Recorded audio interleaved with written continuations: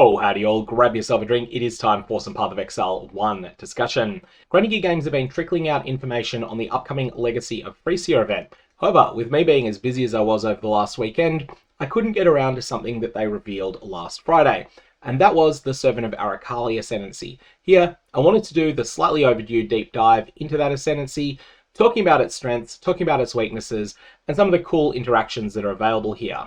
Firstly, in terms of the structure of this Ascendancy, you have two 6-point clusters where you've got a 2-pointer that then forks off into two more 2-point nodes.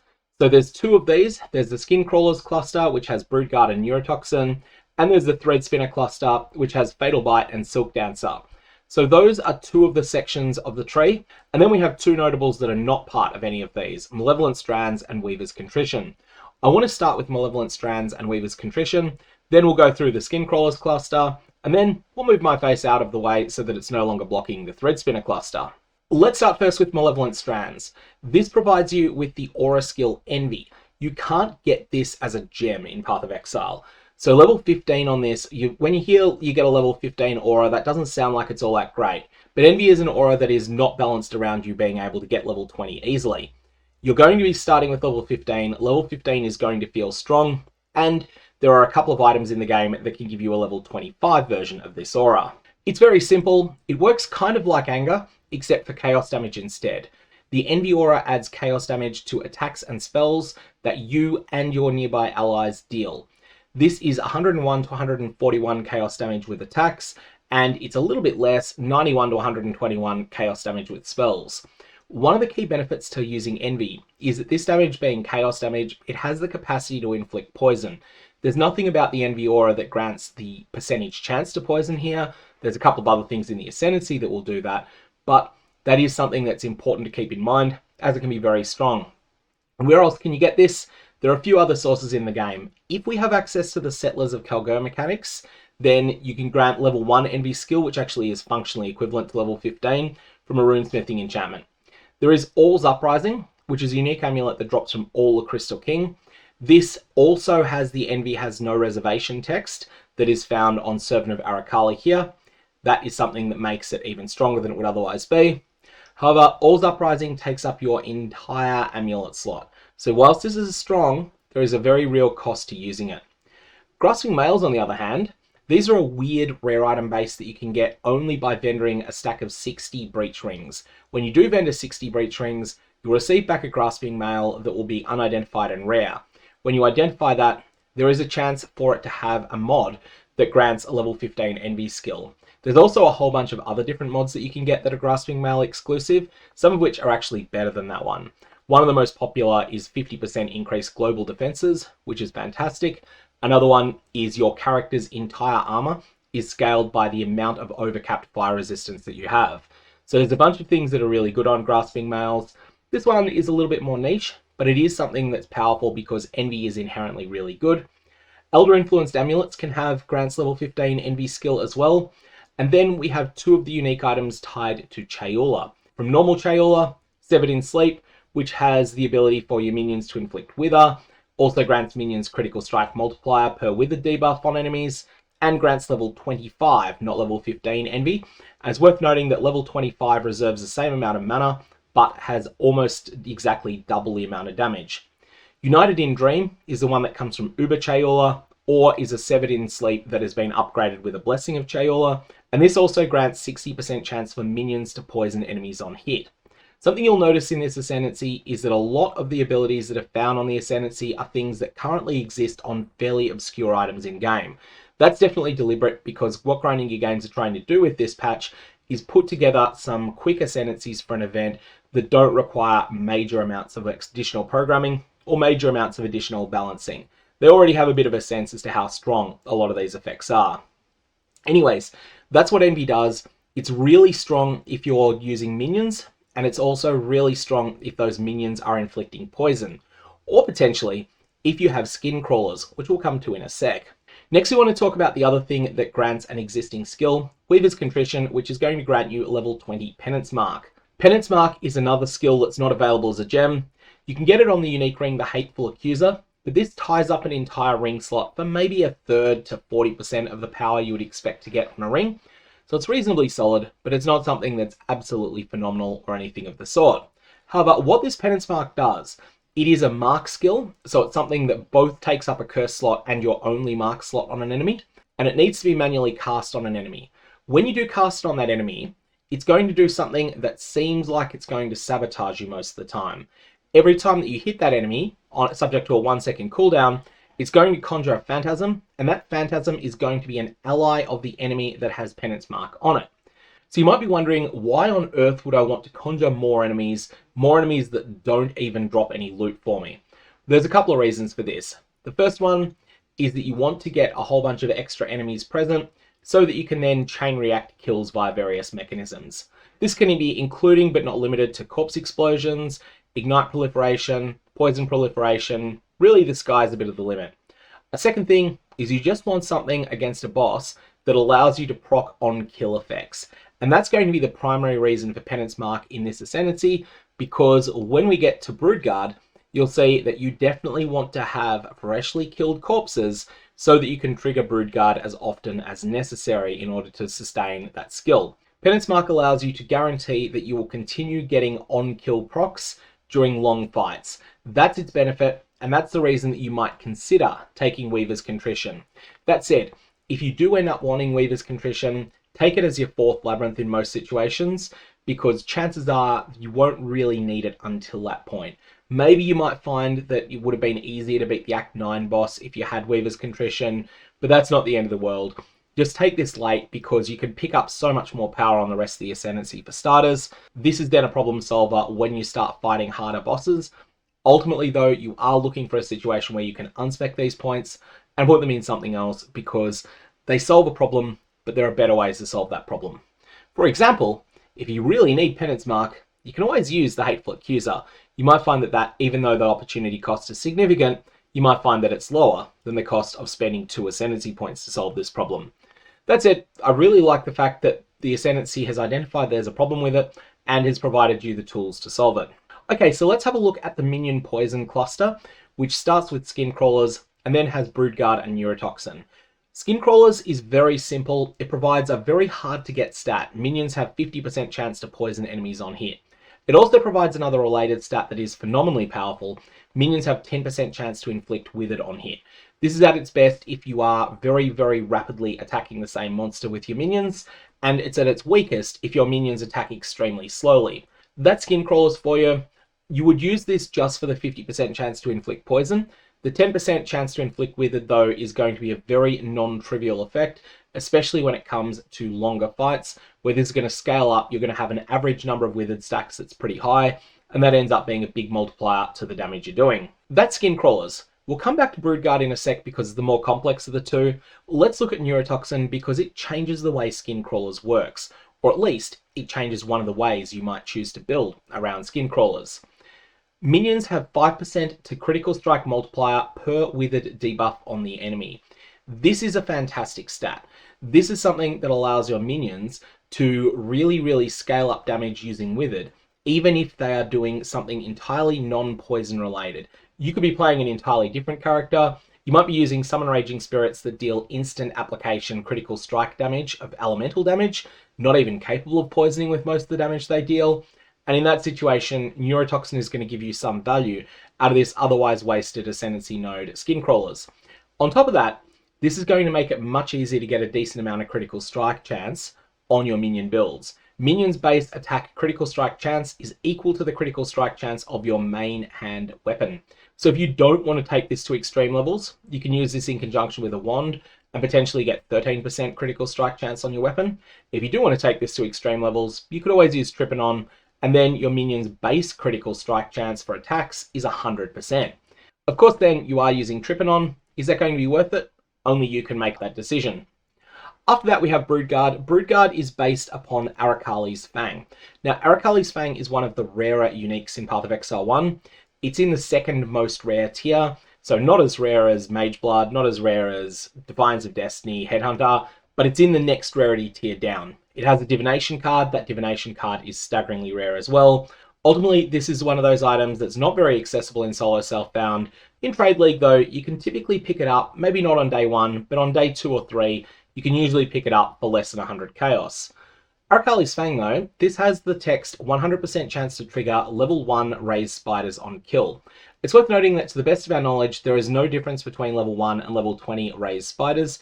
If a difference is added when they give us this Ascendancy, it's only going to make the Servant of Arakaali better. So these raised spiders are triggered. They destroy corpses, turn them into spiders, but they're only available when you kill an enemy. This is one of the reasons that you might consider using Penance Mark as a way to guarantee that you can proc this during a fight.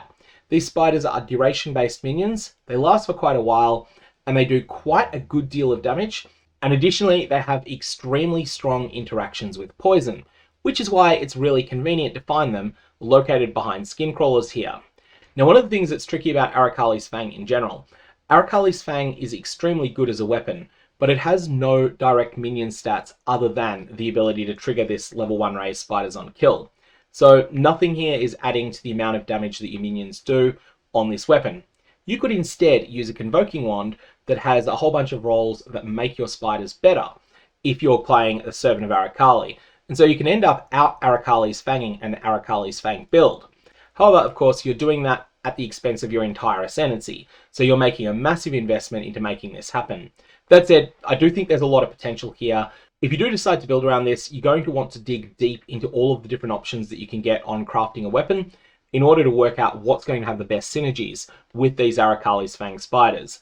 And again, it's worth keeping in mind that at least for the foreseeable future, you won't be able to play this build anywhere other than this event. So if you're keen to do that, I would suggest having a look into that information right about now. Alright, let's move my face out of the way so that we can discuss Threadspinner, Silk Dancer, and Malevolent Strands. We've got to start with the disappointing one.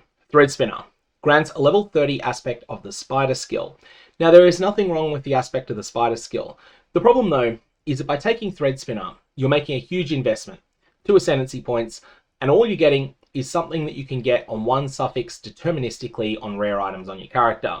That is, aspect of the spider skill. You can't get it until quite late in progression because it requires you to beat the bestiary boss Venomous and also to defeat the Black Morrigan, which is a quite rare encounter also tied to bestiary. Then you'll need to fight both of them in the same arena. Once you've done that though, you'll be able to add deterministically the aspect of the spider skill level 30 onto any piece of rare equipment that has an open suffix. So once you're solidly at endgame, all Threadspinner is really giving you is essentially just 1 extra suffix on your gear. And so I'd assess this as being similar in power level to 1 very good suffix on a piece of gear, whether that be 35% chaos resistance or a top tier spell suppression roll, not something that you're willing to throw an entire Ascendancy into. That's unfortunate because that ends up meaning that the points that are located behind it end up having to be assessed as 4-pointers rather than as 2-pointers. And I don't think that this entire package quite carries it. Anyways, let's discuss what Aspect of the Spider does in general. Aspect of the Spider is an aura that pulses around your character. Once per second, it's going to hinder every enemy that's close to you. And on top of that, it's going to apply an effect on them that works like a 5% shock, but this shock can stack. Now, it would be up to 3 times if you had the level 20 version of Aspect of the Spider, which is easy to get. But the level 30 version, this can stack up to 4 times. So solely against monsters that you fight for at least 4 seconds, it's going to be like applying a 20% stacking shock to them. This is pretty good, but it has a slow ramp up to get to this point, and it does also reserve 25% of your mana while you're using it as well. So there's a fairly high cost associated with it. Ultimately, Aspect of the Spider is a good skill, but for 2 Ascendancy points, it is a huge cost to pay. What are the payoffs behind it? Silk Dancer causes enemies that are affected by your spiderweb to deal 15% reduced damage and to have -15 to all resistances. Note that that includes chaos resistance as well. Now I want to start by saying I like this node. I like this node a lot. It does a lot for you. 15% reduction to all resistances, including chaos, is really nice on enemies, but the big deal here is the 15% reduced damage that they deal to you. However, there are 2 important limitations you need to consider. The first one is just the opportunity cost. This is not 2 points you're spending, this is 4 points you're spending. You're getting Threadspinner as well as this effect here. That's quite a lot that you're investing for this defensive layer. The second one though, I think this is the more invisible one, is that sometimes an enemy is going to attack you before it's had time to be affected by your spider webs. And as a result, it's still going to deal 100% of base damage, not 85% of base damage. This isn't going to be so much the case with bosses. Where it's going to be a really nasty thing though is when you're zipping around through a map and you come across one of those nightmare rare monsters that sometimes shows up and you don't recognize it quickly, because who does recognize it quickly? And then it fires off an attack before it ends up getting that reduced damage applied to it, and that attack then one-shots you. So this is not very good at mitigating the first hit from an enemy, and that first hit can be super dangerous sometimes. In particular, it does nothing against enemies that might do things like detonate dead monsters from off screen, although that's a lot more telegraphed in PathOfExile 1 than it used to be. So there are limitations to this. I don't think this is a bad node at all, but I do think that this is one that's not going to be quite worth 4 points on a lot of builds, even though sometimes you'll take it because you've got 4 really good points elsewhere, and then this ends up being the best overall package that you can take with the other 4. It's not a bad Ascendancy node, I just don't think that it's worth 4 points, and neither is Fatal Bite, and that's my real problem with this side. Fatal Bite is also really good. Now 20% chance to gain a power charge on hitting an enemy affected by a web is pretty substantial, but then you get a big payoff once you're no longer able to benefit from that. 30% of physical damage added as extra chaos damage when you're at maximum power charges. A lot of us have been overplaying PathOfExile 2 lately, and our assessment of this physical damage added as extra chaos tends to be a little bit toned down, because in PathOfExile 2 this stat is easier to get, and as a result it tends to be a bit weaker because of the additive stacking that it has. However, this is a stat that's really hard to get in PathOfExile 1, and 30% of it is a lot. So Fatal Bite, there's a lot of payoff here, but ultimately being a 4-point node, it ends up feeling a little bit weaker than it otherwise would be. Okay, so you might be thinking at this point, Threadspinner is a 2-point tax, but that 2-point tax can get you a double payoff. You could then spec Fatal Bite, you could also spec Silk Dancer, both of which are better than 2-point nodes normally are, and therefore you can make up for the fact that Threadspinner was such a disappointing node. The problem is, there's not really a cohesive set of 8 points that you can take that includes these 6.